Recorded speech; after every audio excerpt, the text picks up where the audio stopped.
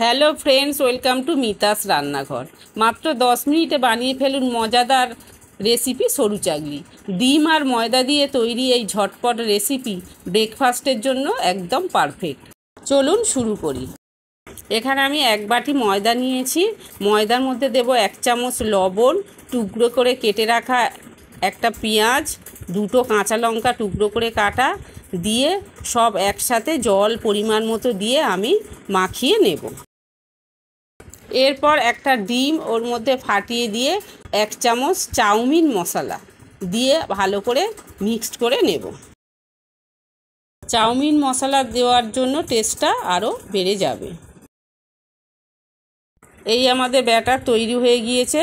এরপর আমি কড়াইয়ের মধ্যে 1 চামচ তেল দিয়ে দেব। তেলটা খুন্তির সাহায্যে ভালো করে নাড়াচাড়া করে গরম হলে তার মধ্যে আমি একটা হাতার সাহায্যে 1 হাতা দিয়ে দেবো, দিয়ে ঘুরিয়ে ওটাকে গোল করে নেব।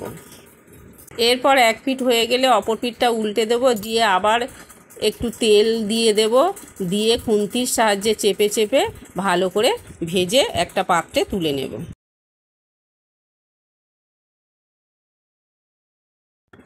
বাকিগুলো এরকমভাবে তৈরি করে নেব।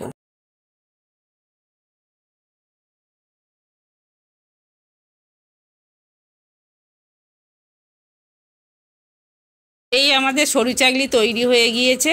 এরপর আমি টমেটো সস বা স্পাইসি চাটনি দিয়ে পরিবেশন করব।